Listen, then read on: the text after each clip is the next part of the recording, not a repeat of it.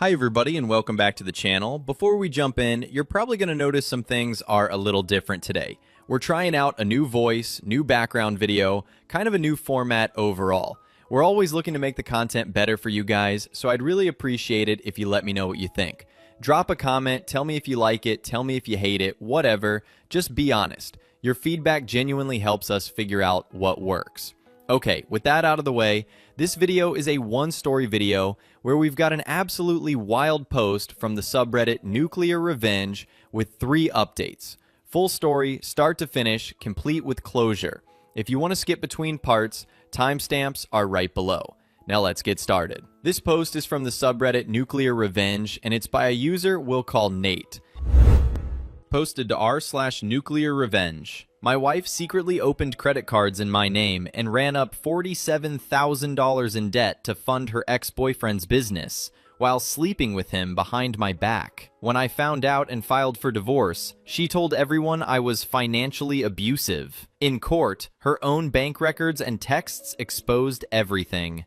So my wife opened credit cards in my name without telling me, racked up $47,000 in debt that I didn't know existed, and funneled the money to her ex-boyfriend's business, while also sleeping with him, for over 2 years. And when I found out and said I wanted a divorce, she went around telling everybody I was controlling and financially abusive. Her mom backed her up. Her friends backed her up. Then the court stuff happened and her own records blew every single lie apart. I'm Nate, 34, male, Central Indiana. I'm a machinist. I run CNC equipment at a manufacturing plant, programming and operating machines that cut metal into precision parts. Aerospace components, medical device stuff, things where being off by 1/1000th of an inch matters. It's good work. I like it. The shop floor is loud and it smells like coolant and metal shavings, and I've been doing some version of this since I was 19. I make decent money. Not rich, not struggling. Comfortable.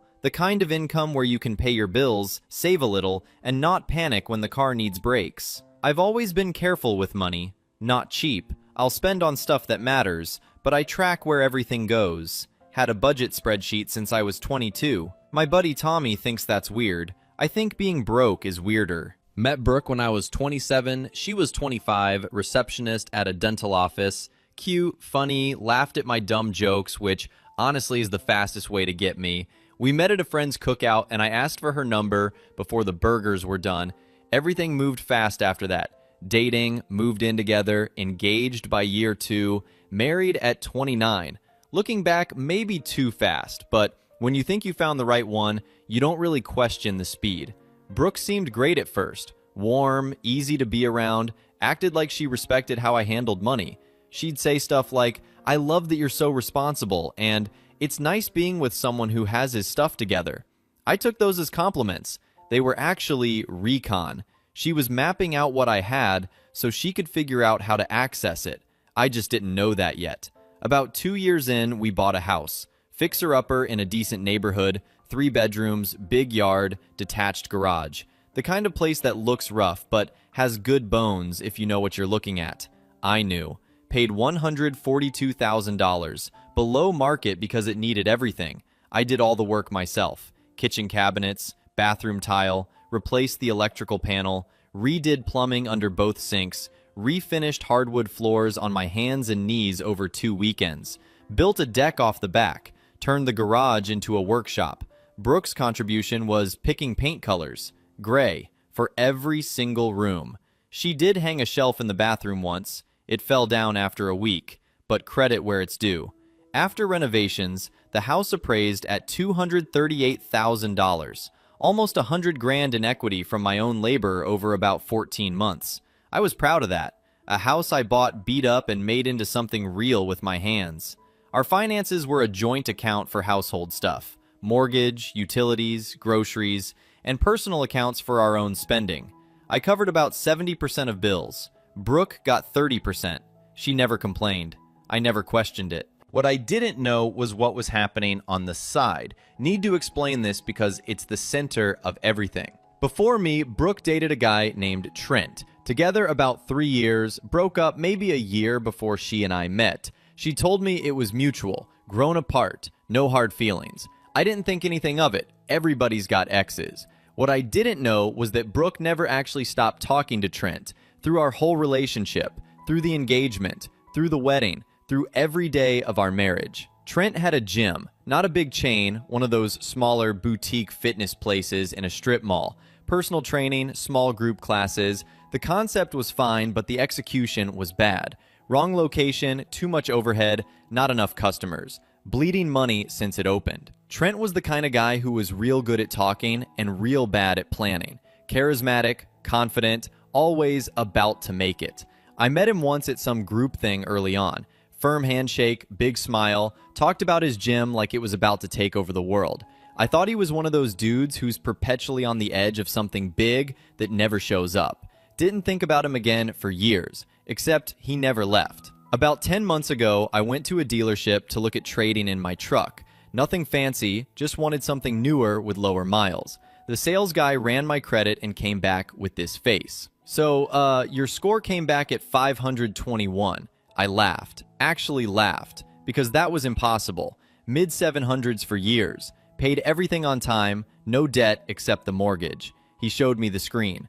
521. Multiple accounts with high balances. Missed payments, collections activity, none of which made any sense. Went home and pulled my full credit report. 3 credit cards I never opened. All in my name, my social security number. One maxed at $22,000. Another at $16,500. Third was $8,400 with fees and interest stacked on. Total, just under $47,000. Statements going to a P.O. box I didn't know existed. Applications done online using my social, birthday, employer info. All stuff someone who sleeps next to you has easy access to. I sat at the kitchen table for maybe an hour before Brooke got home. $47,000. Years of being careful, building credit, planning ahead, and someone had been draining it behind my back like it was nothing. When Brooke walked in and saw the papers spread on the table, her face didn't look surprised. It looked caught. There's a difference, and I'll never forget it. Surprised is when something unexpected happens. Caught is when something you've been hiding shows up. She went pale and set her purse down real slow. The confused act lasted maybe 30 seconds before it collapsed. Then the excuses. She meant to tell me. She was going to pay it back. It got out of hand. I asked where the money went. Trent's gym. All of it. Rent for the space. Equipment. Advertising. Insurance. Payroll for his 2 part-time trainers. Over 2.5 years, Brooke had been pulling cash advances and transferring money to Trent using credit accounts in my name. Then the other part came out. Because of course, there was another part. I asked why she cared so much about her ex's business failing. Why she'd risk everything. Our marriage, our finances, my credit, to keep some gym afloat. She got a different kind of quiet. Not guilty quiet. The kind where someone knows there's no way to make what comes next sound okay. We never really stopped. 3 words. They'd been seeing each other the entire time. Every girls' night I didn't question. Every work event that ran late. Every weekend I was renovating while she was at her mom's. She was with Trent, at the gym, at his apartment above the gym, which she was also paying for since the rent was bundled with the business lease. So every trip to help Trent with the gym was literally going to his house, on my credit. She said she'd always loved him, that she loved me too in a different way, but Trent was, direct quote, the one who actually gets me, the one who actually gets her, the one she funded with my stolen credit, the one she spent our marriage sneaking off to be with, the one whose failing gym was apparently more important than our entire life together. I asked if Trent knew where the money came from. She looked away. He knew it wasn't mine. I asked one more thing. So you married me knowing you were still with him. You said vows knowing it was a lie. You watched me work on this house every weekend knowing you were going to see him that same night. All of it was fake? She started crying again. It wasn't fake. I do love you. I love him too. I know that doesn't make sense. It didn't. Slept in the guest room. Didn't sleep much. Just math.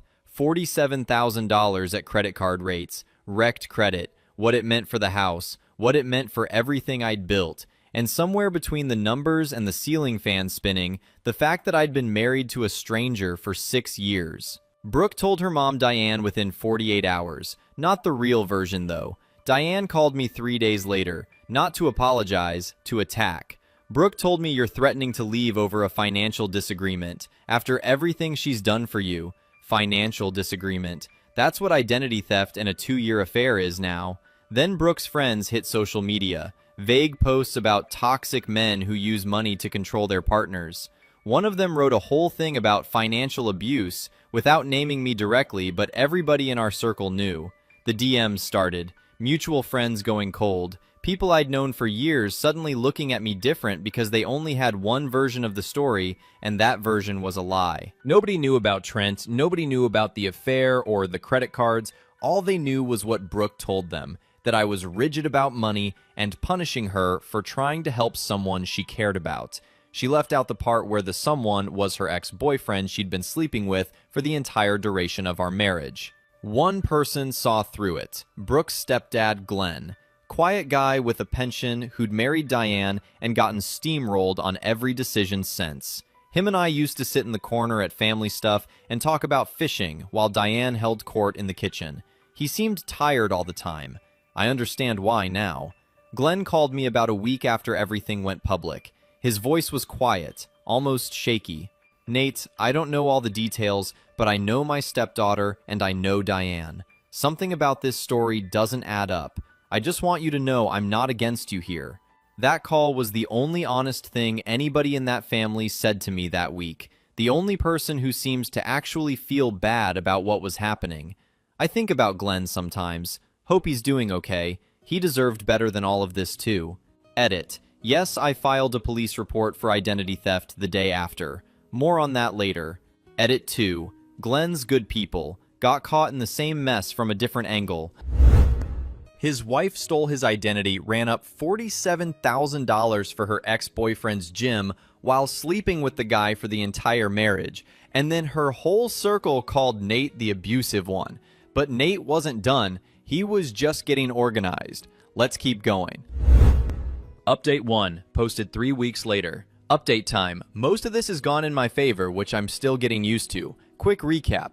Wife opened $47,000 in credit cards in my name, funneled it to her ex-Trent's gym while carrying on an affair the whole marriage. Her family called me abusive. Here's everything since. Lawyer. First thing I did the Monday after everything came out was call a divorce attorney. Found a woman named Sandra through Tommy. His cousin used her a few years back, said she was sharp and didn't mess around. Her office was in a strip mall between a nail salon and a sandwich shop, which wasn't exactly intimidating, but 5 minutes into the conversation, I knew she was the right call. I brought everything. Credit reports, account statements I'd managed to pull online, screenshots of the smear posts from Brooke's friends and Diane, the police report, a timeline I'd put together on a legal pad showing every charge I could track, when it hit, and where the money went based on what Brooke admitted during our one honest conversation. Sandra went through the whole pile, asked about 40 questions, then leaned back and said, "Your wife committed identity theft. She committed fraud. She maintained an extramarital affair funded by that fraud. And then her family ran a public smear campaign to cover it up. This is not going to be a normal divorce." She explained the play. In Indiana, marital misconduct, financial fraud, adultery, gets factored into property division. The court doesn't just split things 50-50 when one spouse has been stealing from the other and sleeping with someone else. And the fact that the money went directly to the affair partner made it catastrophically bad for Brooke. Sandra also asked something I hadn't thought about. The house renovations. Do you have receipts? Photos? Any documentation? I had all of it.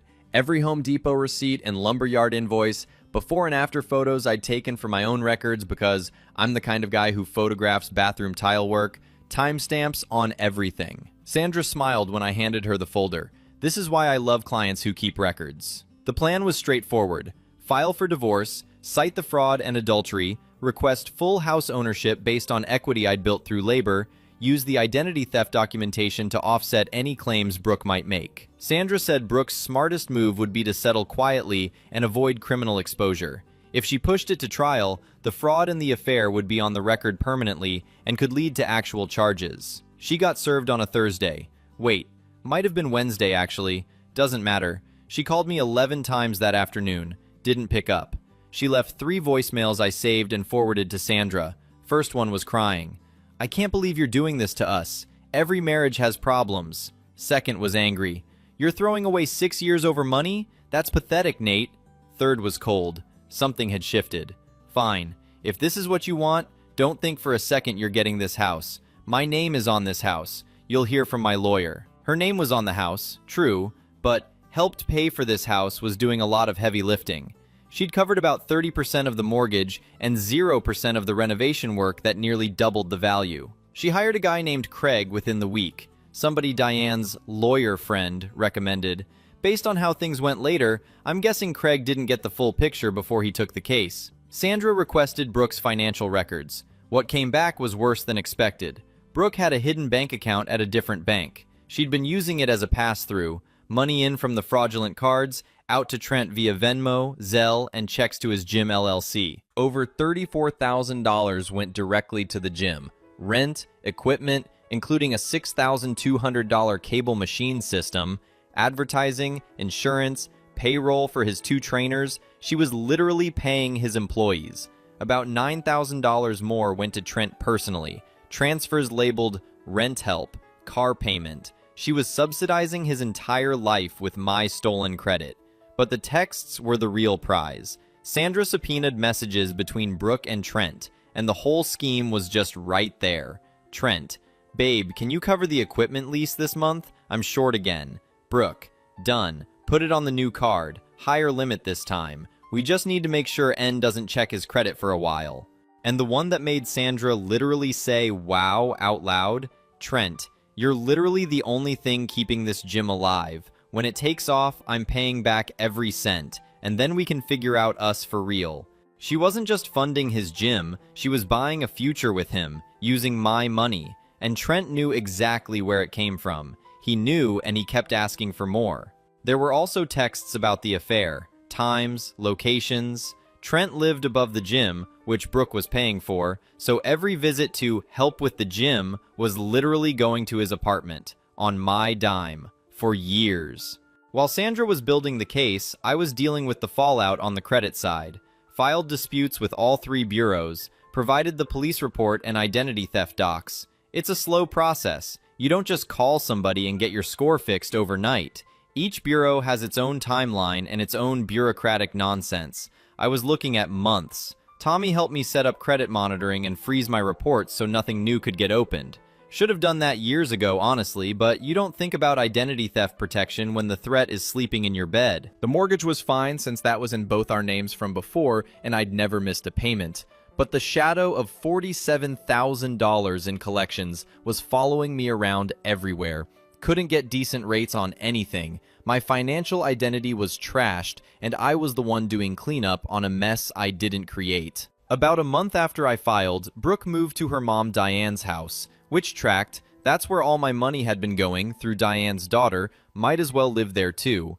Before she left, she tried one more time, sat on the edge of the bed in the guest room, my room now, and told me she was sorry. Never meant for it to get this bad. She'd end things with Trent for real this time. We could fix this if I'd just give her a chance. You can't fix this. You spent 2.5 years stealing from me and sleeping with someone else. There's nothing left. She stood up, straightened her shirt, and then, completely flat, like a switch flipped. Fine, but that house is half mine, and you're not keeping it. I don't care what your lawyer says. She grabbed her bag. I changed the locks that afternoon and moved Hank's vet records to just my name.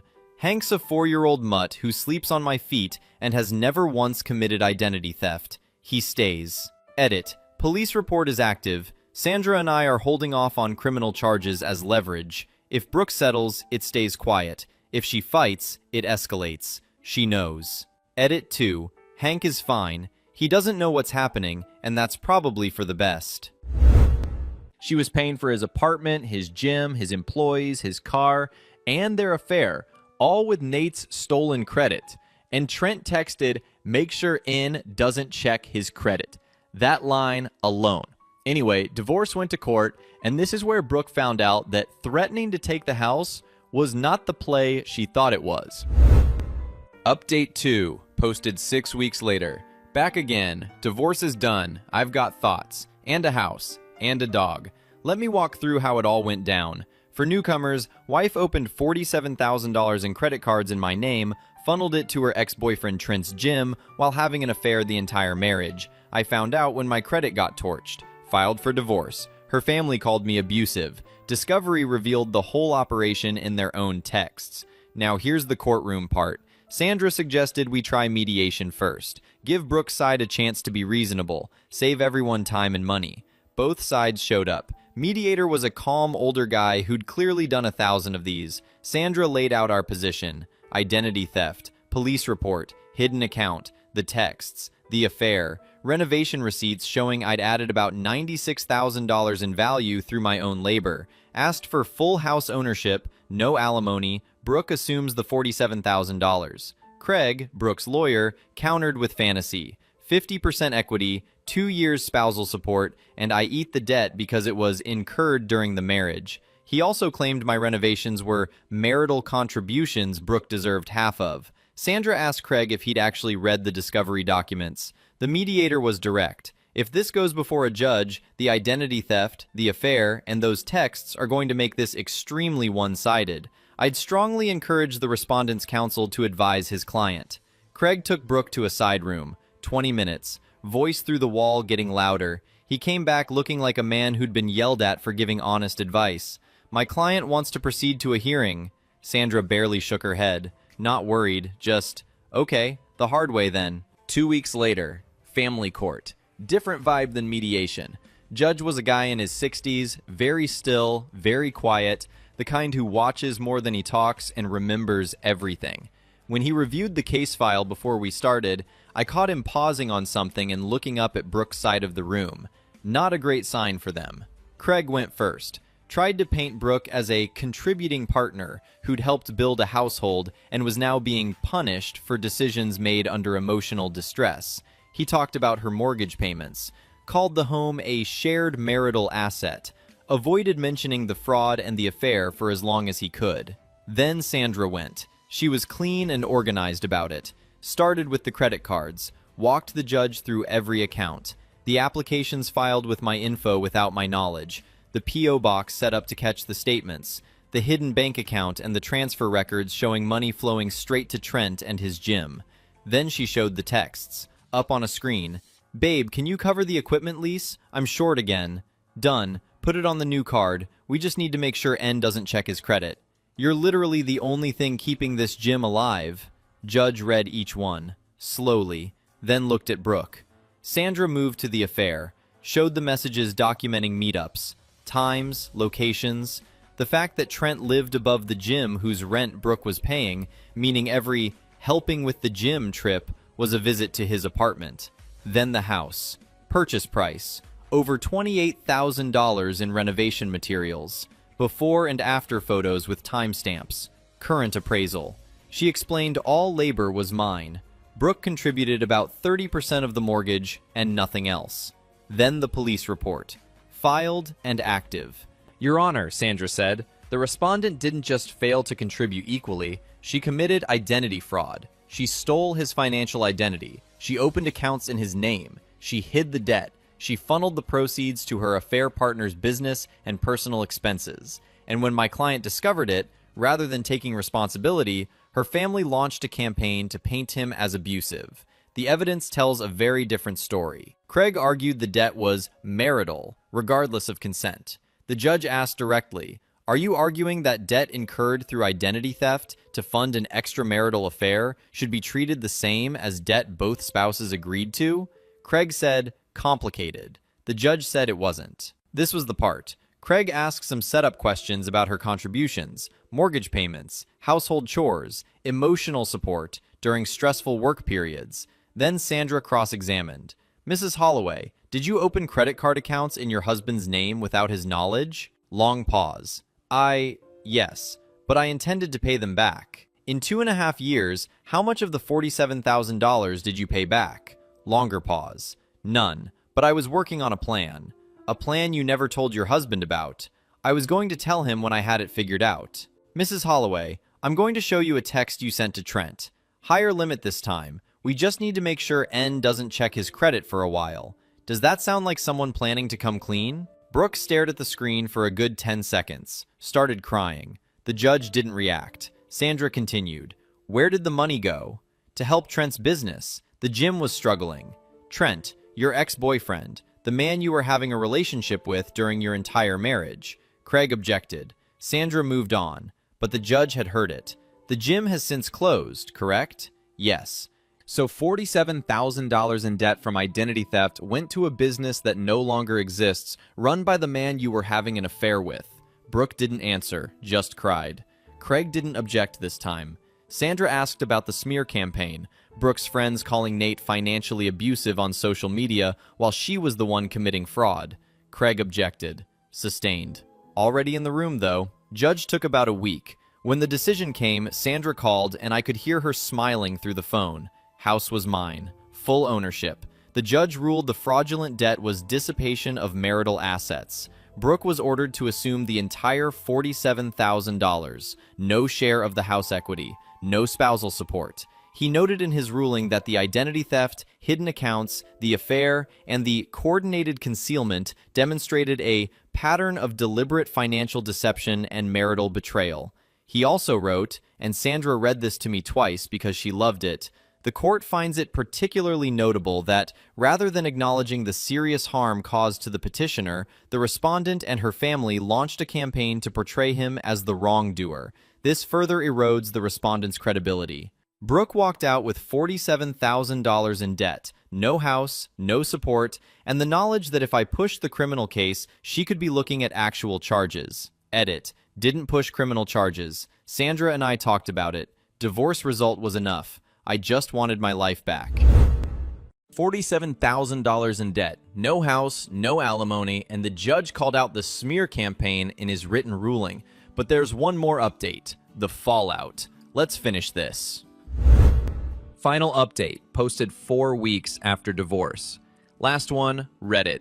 Everything below happened in the 4 weeks since the divorce was finalized. Closed about 3 weeks after the divorce was finalized. Not directly because of the divorce, it had been dying for a long time. The divorce just cut off the last lifeline, which was the stolen money flowing through Brooke. Here's the numbers. Over 2+ years of operation, total revenue was around $52,000. Total expenses, over $130,000. Never anywhere close to breaking even. When it closed, Trent had about $11,000 in equipment the landlord seized for back rent. He's working at a different gym now, as a personal trainer, an employee, not an owner. Probably where he should have started in the first place, instead of building a business on someone else's stolen identity.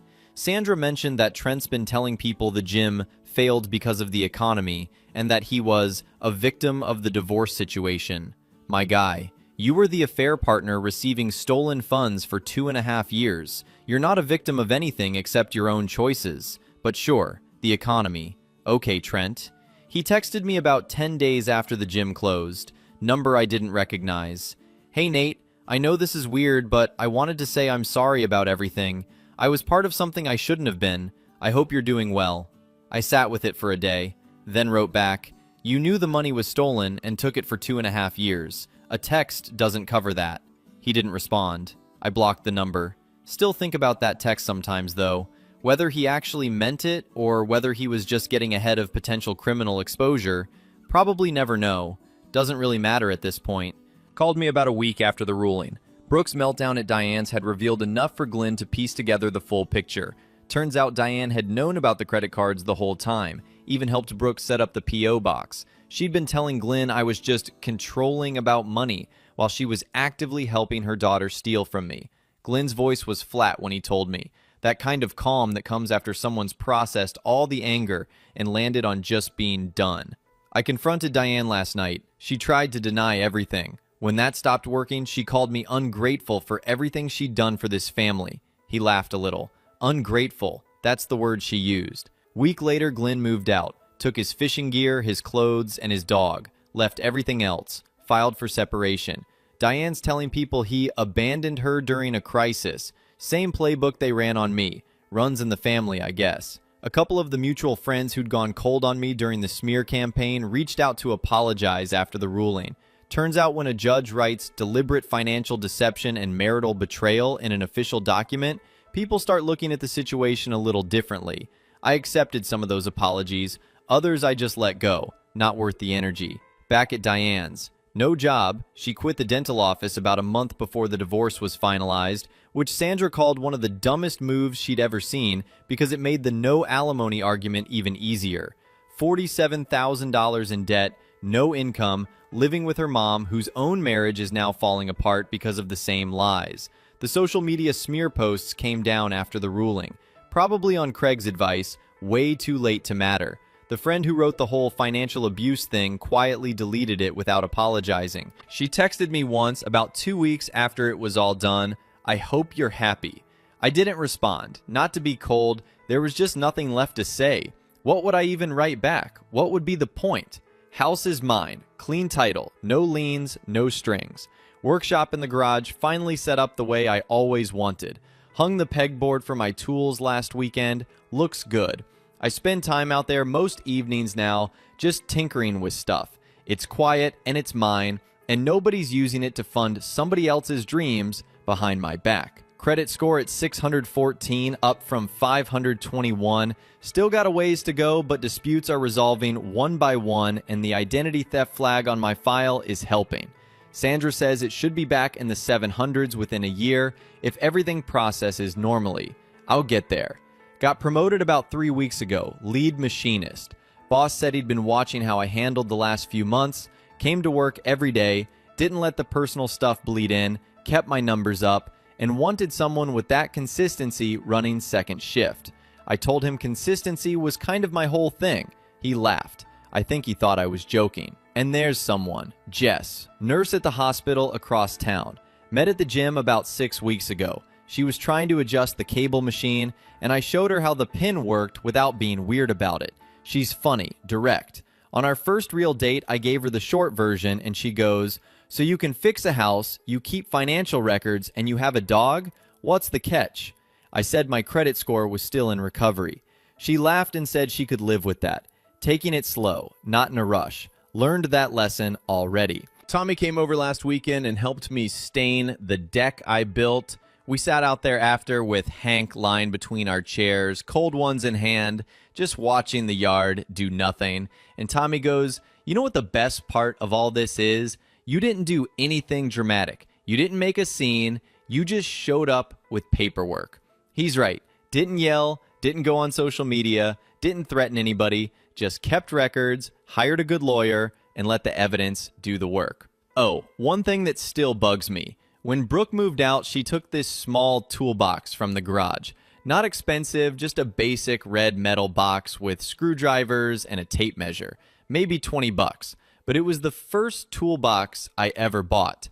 Got it at 16 from the hardware store job, had my initials scratched into the lid with an awl, thought about asking for it back, probably won't. It's just a toolbox, but it bugs me. Anyway, house is quiet, dog's happy, credit's healing, date Friday, life's good.